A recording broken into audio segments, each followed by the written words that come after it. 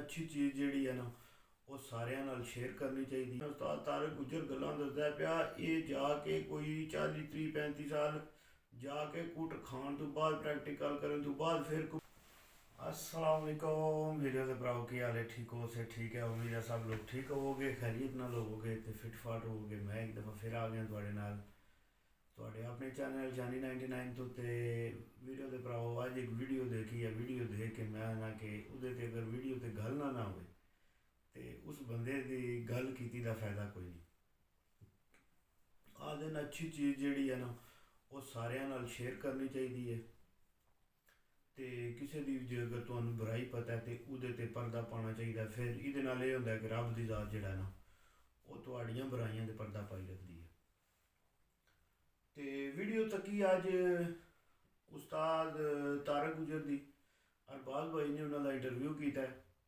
तो भाई जी जिहड़ियां उन्होंने गल्लां कीतियां ने मैं आखना कि क्या ही बात है, स्वाद आ गया चस बन सजी।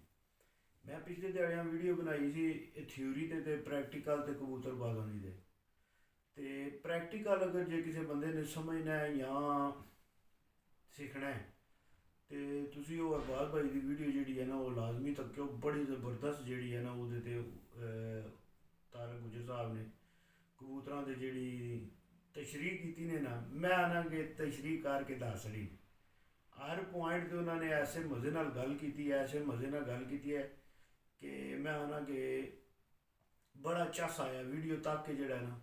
जिंदाबाद उस्ताद तारक जी, जिंदाबाद। चस आई है वीडियो तकन की। तो फिर उसके बाद जो तुसी बंदियां नू जेड़े चीज़ां या जेड़े पॉइंट तुसी दसे ने ये बड़े बड़े उस्तादां नू जेड़ा वो मेरे हिसाब नाल नहीं पता होने लगे। जेड़ियां चीज़ां तुसी दसियां ने इन्हां नू उन्हां विचों शायद एक दो मेरे इलम विच होण या त्रै मेरे इलम विच होण, मगर कुछ ऐसियां चीज़ां ने कि जेड़ियां वो मैं भी इस वीडियो तो सीखियां ने। और जेड़ी एक गल उन्होंने की थी तो मैं उस गल ते जिहड़ा ना वो 100% उन्होंने गल नाल मैं एग्री करना। वो इस वजह तो एग्री करना कि देखो उन्हें आया तुसी जिहड़ा कबूतर एक खुडे विच फड़दे हो ना तो तुहानू कबूतर फड़न नहीं देता, दुम खोल के उत्ते वाल कर लैंदा। ये एक साडे चाचा नियाज सन उत्थे इस्लामाबाद बराको अल्लाह पाक उन्होंने से जिंदगी दे काफ़ी टाइम हो गया उन्होंने रबता कोई नहीं होया, अल्लाह पाक उन्होंने सेहत जिंदगी दे। तो वो ये गल सानू जिहड़ा ना तकरीबन उन्होंने कोई सानू 10 कुछ साल पहला ये गल जिहड़ा ना उन्होंने सानू आखी। भाई बजुर्ग बंदे उन्होंने उम्र उस टाइम 65 कुछ साल होनी है। तो उन्होंने उदू सानू गल दसी जी अज मैं ये उस्ताद तारक गुजर की वीडियो में जी गल उन्हें रिपीट की है। अगर तुम कोई कबूतर फड़ते हो तो वो कबूतर फड़न नहीं देता तो दुम खोल लैंदा। वो कबूतर बड़ा अच्छा उडार होंदा है, खोचल कबूतर होंदा। उन्होंने खोचल कबूतर आखदे ने। जिन्होंने पसंद ही नहीं होंदा कि वह तुम मैं हथ लाओ, वो तो सही तरीके ना फड़न ही नहीं देन लगा। मैं आना कि 100% जी है ना ये गल उस्ताद तारक ने गल की है जी जबरदस्त गल की ने। फिर उसके तो बाद उन्होंने की है गल कबूतर नू अरबाज भाई ने सवाल उन्होंने किया कबूतर गर्म ठंडे का।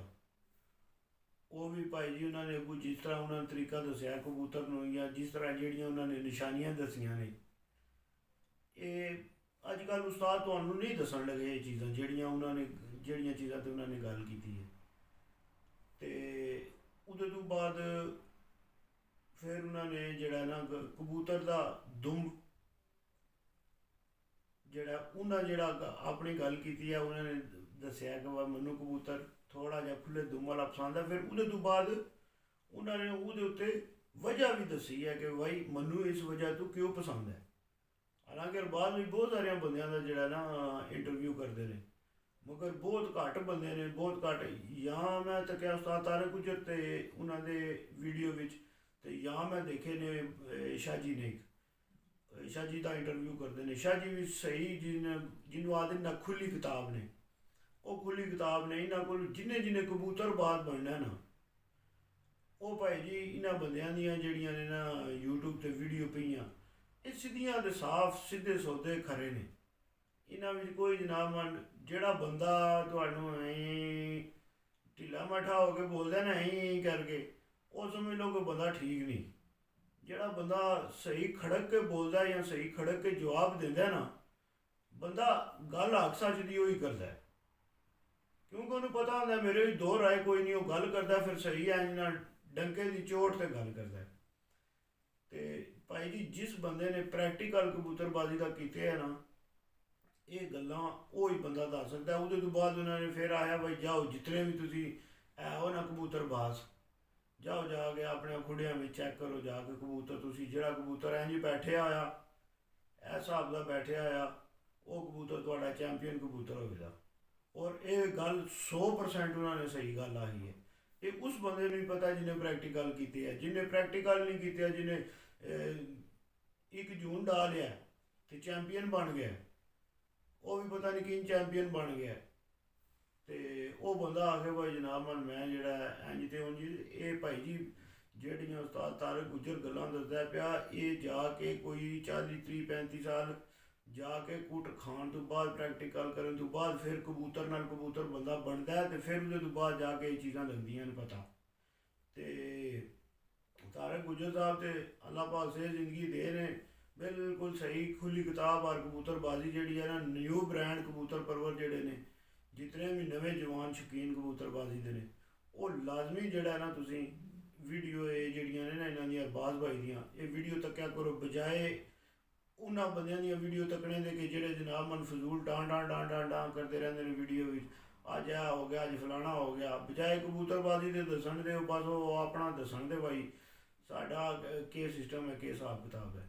ਉਹਦੇ ਤੋਂ ਇਲਾਵਾ ਇਨਫੋਰਮੇਸ਼ਨ ਘੱਟ ਵੱਧ ਹੀ ਦੱਸਦੇ ਨੇ, ਤੇ ਵੀਡੀਓ ਤੱਕਣੇ ਦਾ ਜਾਂ ਟਾਈਮ ਜ਼ਾਇਆ ਕਰਨੇ ਦਾ ਜਿਹੜਾ ਉਹ ਫਾਇਦਾ ਤਾਂ ਕੋਈ ਨਹੀਂ। ਕਿਸੇ ਬੰਦੇ ਦਾ ਵੀ ਟਾਈਮ ਜਿਹੜਾ ਉਹ ਬਹੁਤ ਜ਼ਰੂਰੀ ਹੁੰਦਾ ਹੈ।